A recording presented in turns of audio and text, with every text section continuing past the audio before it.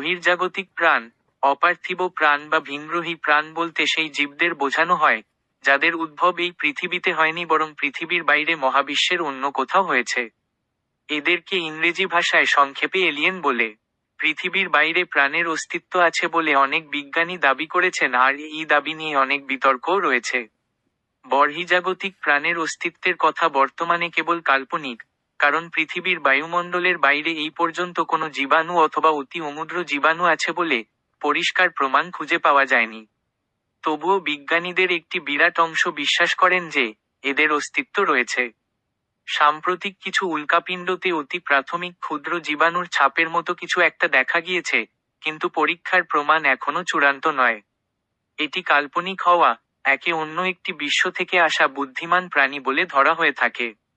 এটি একটি চরিত্র যা বিভিন্ন কাল্পনিক বিজ্ঞান সম্বন্ধীয় নাটক ও চলচ্চিত্রগুলোতে দেখা গিয়েছে। বিজ্ঞানীদের মতে, পৃথিবীর বাইরে কিছু স্থান আছে যেখানে প্রাণ বিকশিত করতে পারে, অথবা আমাদের পৃথিবীর মতো জীবন বর্তমান। শুক্র এবং মঙ্গল এবং বৃহস্পতি এবং শনি গ্রহের উপগ্রহ, যেমন বৃহস্পতির উপগ্রহ ইউরোপা, শনির উপগ্রহ ইনসেলাডাস ও টাইটান, গ্লিজে 581 সি এবং গ্লিজে 581 ডি, সাম্প্রতিককালে আবিষ্কৃত আর্থ মাসের কাছে বহিঃসৌর জাগতিক গ্রহের স্পষ্টভাবে তাদের সূর্যের কাছে বাসযোগ্য অঞ্চল পাওয়া গিয়েছে এবং সেখানে পানি থাকার সম্ভাবনাও রয়েছে। পৃথিবীর অনেক দেশের জনগণের মধ্যে দেখা রহস্যময়ী বিভিন্ন অশনাক্ত উড়ন্ত বস্তু বা ইউএফও এর প্রতিবেদনগুলো বহির্জাগতিক প্রাণকে নির্দেশ করে এবং অনেকেই দাবি করে থাকে যে বহির্জাগতিক প্রাণী দ্বারা অপহরণ হয়েছে, যা বেশিরভাগ বিজ্ঞানীরা মিথ্যা বলে মন্তব্য করেছে। ভিনগ্রহের প্রাণীর অস্তিত্বের ধারণাটি নতুন নয়। বেশ কিছু দার্শনিক পৃথিবীর মতো অন্যান্য গ্রহে প্রাণের অস্তিত্ব অনুমান করেছেন, এই ধারণা নিয়ে যে পৃথিবীতে যেভাবে বা যে কারণে জীবন সঞ্চার হয়েছিল, অন্য কোনো গ্রহেও তা ঘটতে পারে। থাকার সম্ভাবনার কারণ: মহাবিশ্বে রয়েছে বিলিয়ন বিলিয়ন ছায়াপথ বা গ্যালাক্সি। আমাদের আকাশগঙ্গা ছায়াপথেই রয়েছে প্রায় 20,000 থেকে 40,000 কোটি নক্ষত্র, যার মধ্যে আমাদের সূর্যও একটি।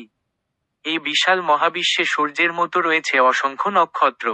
তাদের কোনোটিতে আমাদের সৌরব্যবস্থার মতো ব্যবস্থা থাকতেই পারে যেখানে থাকতে পারে প্রাণী।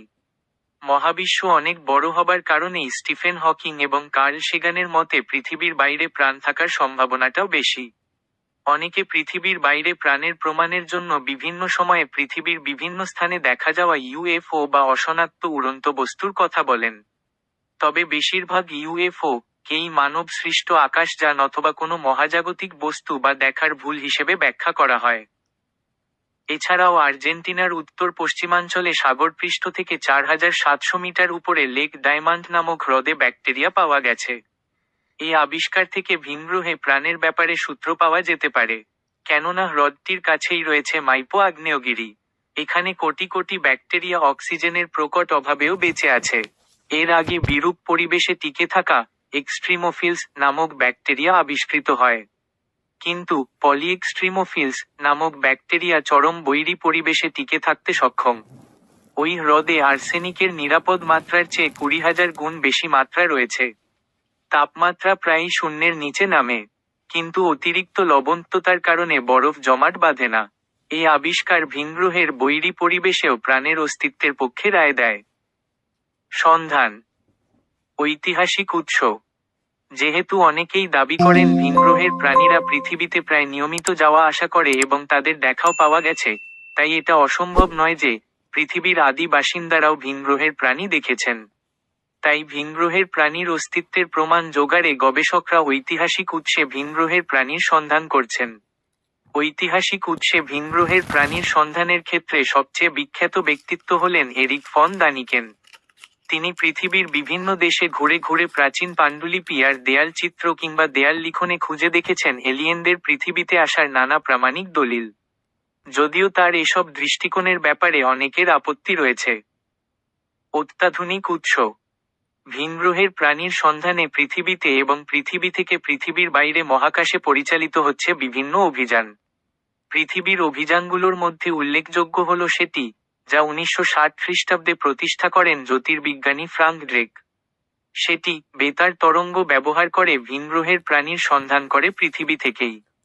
বর্তমানে 10টিরও বেশি দেশে সেটি এই কার্যক্রম পরিচালনা করছে।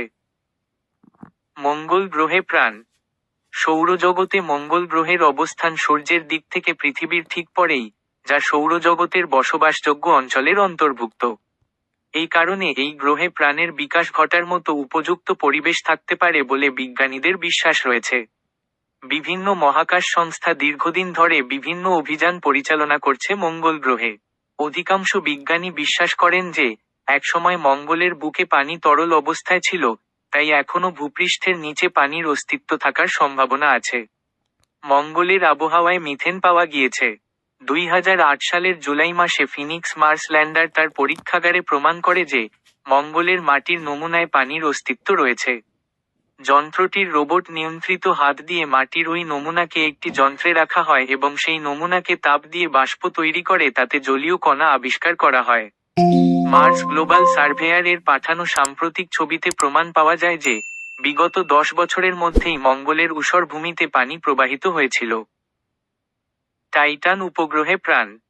সৌরজগতের শনি গ্রহের সবচেয়ে বড় উপগ্রহ টাইটানে দীর্ঘদিন থেকে প্রাণের সন্ধান পাবার আশায় সন্ধান চালাচ্ছেন বিজ্ঞানীরা।